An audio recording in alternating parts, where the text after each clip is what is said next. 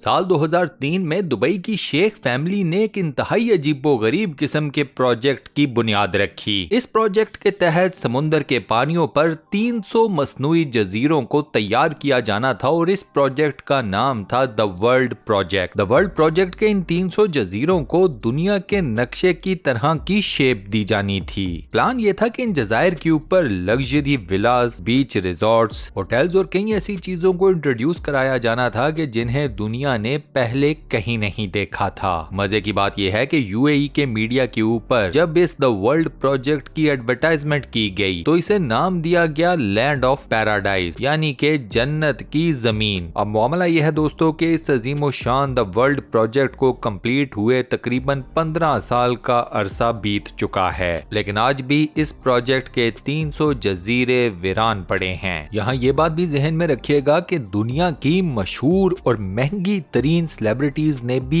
इन islands की endorsement में हिस्सा लिया था। ये आइलैंड्स आज के दिन तक वीरान क्यों हैं और दुबई के शेख का ये दरीना ख्वाब क्यों पूरा नहीं हो सका? हमारी आज की ये वीडियो बेस करती है द वर्ल्ड प्रोजेक्ट के 300 इंतहाई लग्जोरियस लेकिन वीरान पड़े हुए जजीरों के ऊपर। ये वीडियो बेहद मजेदार होने वाली है, सो इसे एंड तक कंप्लीट जरूर देखिएगा।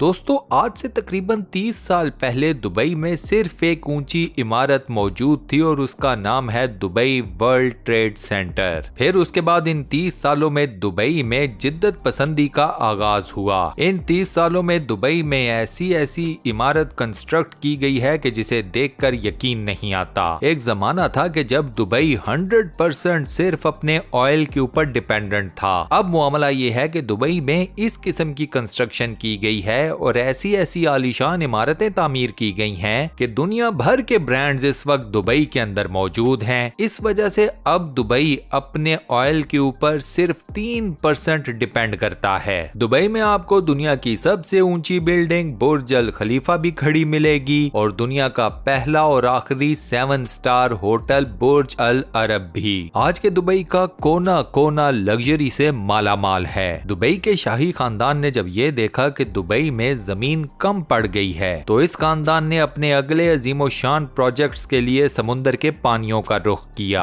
ये बात है साल 2001 की, जब दुबई बुर्ज अल अरब बना चुका था और इसी के साथ पूरी दुनिया खास तौर पर वेस्टर्न टूरिज्म को अपनी तरफ अट्रैक्ट कर चुका था। दुबई के बीचेस पूरी दुनिया में काफी ज्यादा फेमस हो चुके थे। इन बीचेस के ऊपर इतने ज्यादा टूरिस्ट आना शुरू हो गए कि दुबई में बीचेस के लिए जगह कम पड़ गई। दुबई की कोस्टल लाइन 70 किलोमीटर के ऊपर फैली हुई थी। जब ये जगह कम पड़ी तो फिर डिसाइड किया गया कि इस कोस्ट लाइन को वसी किया जाए। इस प्लान के स्टार्ट में ये डिसाइड किया गया कि समुंदर के पानियों के ऊपर 3 आर्टिफिशियल जजीरों को तामीर किया जाए। इन तीनों जजीरों को शेप दी गई एक पाम ट्री की तरह की, यानी कि अगर आप इन जजीरों को फिजा में जाकर देखें तो हर एक जजीरा आपको पाम ट्री की शक्ल में नजर आता है। इन 3 जजीरों के नाम रखे गए पाम जुमेरा, पाम जबले अली और पाम डेरा। साल 2001 में इन जजीरों की कंस्ट्रक्शन का काम शुरू किया गया। सबसे पहले तामीर किया गया पाम जुमेरा। उसकी रीजन ये थी कि तीनों आइलैंड्स में पाम जुमेरा सबसे छोटा था साइज में। सिर्फ पाम जुमेरा की तामीर में दुबई की कोस्ट लाइन में 80% का इजाफा हो रहा था। किलोमीटर्स में बात की जाए तो ये एरिया बनता है 56 किलोमीटर, जो कि एक अच्छा खासा वास्ट एरिया है। दुबई के शाही खानदान को पाम जुमेरा के थ्रू कोस्ट लाइन को वसी करने का ये आइडिया इतना ज्यादा पसंद आया कि अभी पाम जुमेरा की कंस्ट्रक्शन फुली कंप्लीट नहीं हुई थी। साथ ही पाम जबले अली और पाम डेरा की कंस्ट्रक्शंस का भी आगाज कर दिया गया। अब जहां पूरी दुनिया के सामने ये तीनों मसनूई जजीरे तामीर किए जा रहे थे, वहीं पर दुबई का शाही खानदान दुनिया के सामने अचानक से ले आया अपना नया नेक्स्ट मेगा प्रोजेक्ट। ये नया प्रोजेक्ट था दोस्तों द वर्ल्ड प्रोजेक्ट। इस प्रोजेक्ट के तहत समुंदर के पानियों के ऊपर 300 छोटे साइज के मसनूई जजीरों को तामीर किया जाना था। द वर्ल्ड प्रोजेक्ट में मौजूद इन तमाम जजायर को शेप दी गई दुनिया के नक्शे की तरह की।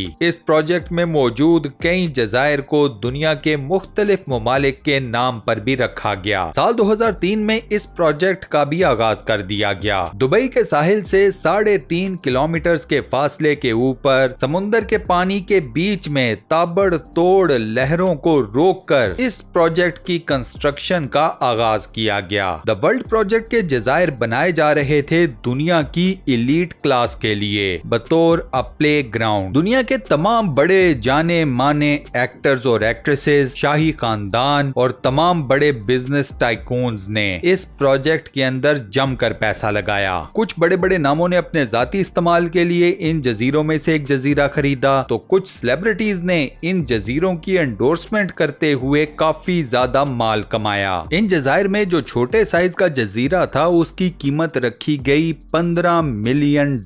पाकिस्तानी करेंसी में ये अमाउंट तकरीबन 260 करोड़ रुपयों से ज्यादा बनती है। दूसरी तरफ अगर बात की जाए बड़े साइज के जजीरों की, एक बड़े साइज के जजीरे की कीमत रखी गई $50 मिलियन।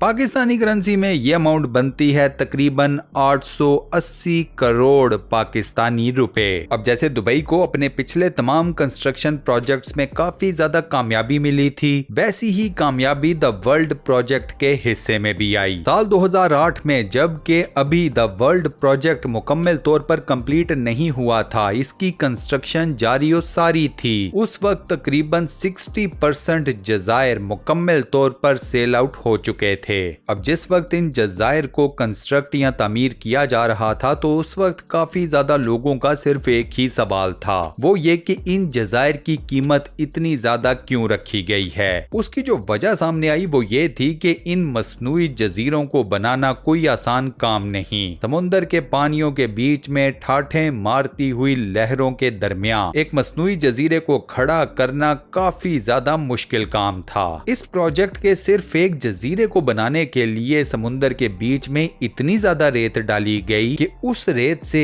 आप एक बड़े साइज के क्रिकेट स्टेडियम को ऊपर से लेकर नीचे तक आराम से भर सकते हैं। इस प्रोजेक्ट में जो पत्थर इस्तेमाल किए गए, अगर उन पत्थरों के वेट की बात की जाए तो ये वजन 5.5 लाख ट्रेन इंजन के वजन के बराबर बनता है। द वर्ल्ड प्रोजेक्ट 9 किलोमीटर लंबा और 6 किलोमीटर चौड़ा है। द वर्ल्ड प्रोजेक्ट को बनाने में दुबई हुकूमत का जो टोटल खर्चा आया वो है 14 यानी कि 14 बिलियन $। अब दोस्तों ये इतनी बड़ी रकम है कि इससे दुबई का शाही खानदान ना सिर्फ 9 यानी कि 9 बुर्ज अल खलीफा जैसी बिल्डिंग्स, बल्कि बुर्ज अल अरब जैसे 14 यानी कि 14 7 स्टार होटल्स को बना सकता था। लेकिन दुबई के शेख अल राशिद को जमीन के साथ साथ समुंदर से भी इनकम जनरेट करना थी। ये वो मेन रीजन था कि जिसकी वजह से दुबई के शेख समुंदर के पानी पर जन्नत की जमीन बनाना चाहते थे। अब सवाल ये पैदा होता है कि इतनी शानो शौकत और इतना रुपया पैसा पानी की तरह बहाने के बावजूद ये 300 जजीरे आज के दिन तक वीरान क्यों पड़े हैं। अब सुनिए इस सवाल का जवाब। द वर्ल्ड प्रोजेक्ट के फेलियर में जो पहली मेजर रीजन थी वो थी इस प्रोजेक्ट का डिजाइन। जब ये प्रोजेक्ट कंस्ट्रक्शन के मराहिल के बीच में था तो उस वक्त हर किसी को यही उम्मीद थी कि मुकम्मल होने के बाद द वर्ल्ड प्रोजेक्ट बिल्कुल उसी तरीके से नजर आएगा जिस तरीके से इसका नक्शा डिजाइन किया गया था, यानी कि जमीन के नक्शे के ऐन मुताबिक। लेकिन ऐसे नहीं हुआ। प्रोजेक्ट कंप्लीट हुआ तो इसका नक्शा दुनिया के नक्शे से काफी ज्यादा मुख्तलिफ था। ज्यादातर जजीरों की शेप मुख्तलिफ ममालिक की शेप से बिल्कुल ही अलग निकली। ये फाइनल प्रोडक्ट देखकर इस प्रोजेक्ट के इन्वेस्टर्स को काफी ज्यादा मायूसी का सामना करना पड़ा। साल 2008 में इस प्रोजेक्ट को लॉन्च किया गया। लॉन्चिंग सेरेमनी के दौरान पूरे दुबई में अजीमोशान किस्म का फायरवर्क्स किया गया। इस लॉन्चिंग इवेंट में जितना ज्यादा पैसा लगाया गया वो सारे का सारा सरमाया मुकम्मल तौर पर जाया हो गया।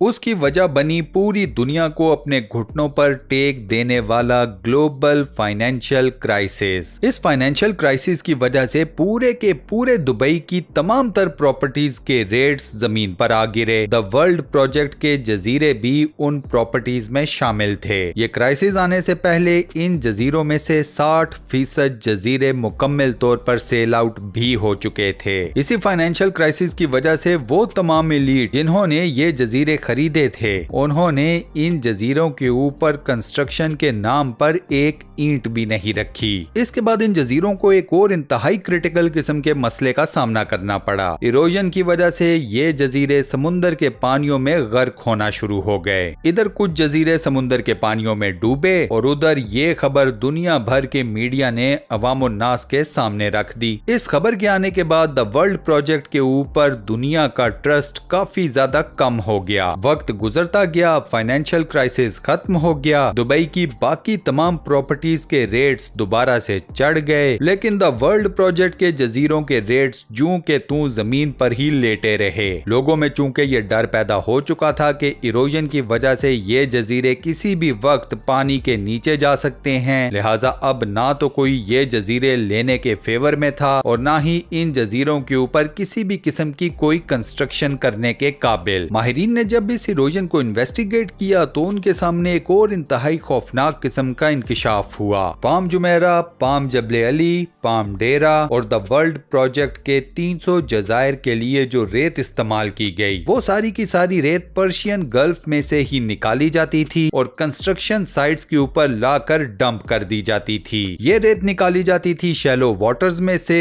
और इस रेत को निकालने की वजह से यहाँ पर पानी का प्रेशर काफी ज्यादा चेंज हो गया। पानी के प्रेशर में चेंज आया तो समुंदर की वेव्स में भी ऑटोमेटिकली चेंज आ गया। इन समुद्री लहरों में जो चेंज आई, ये चेंज ना सिर्फ वजह बनी उस इरोजन की जिसकी वजह से द वर्ल्ड प्रोजेक्ट के तमाम जजीरे मुतासिर हुए, बल्कि इस इरोजन की वजह से दुबई की अपनी कोस्ट लाइन भी काफी ज्यादा मुतासिर हुई। ये तस्वीर जो आप लोग अपनी स्क्रीन के ऊपर देख रहे हैं, ये ली गई साल 2002 में। उस वक्त सिर्फ पाम जुमेरा ही अपनी कंस्ट्रक्शन के मराहिल में था। यहाँ पर आप दुबई की कोस्ट लाइन को एक बिल्कुल स्ट्रेट लाइन की तरह देख रहे हैं। इसके बाद दोस्तों ये तस्वीर ली गई साल 2008 में, जब तमाम के तमाम जजीरे मुकम्मल तौर पर तामीर किए जा चुके थे। यहाँ पर आपको दुबई की अपनी कोस्ट लाइन कई जगहों के ऊपर इरोजन का शिकार नजर आती है। दुबई की अपनी कोस्ट लाइन के ऊपर इस इरोजन को रोकने के लिए कई जगहों के ऊपर आर्टिफिशियल वॉल्स को तामीर किया गया है। मसनूई जजीरे बनाने, दुबई की कोस्ट लाइन को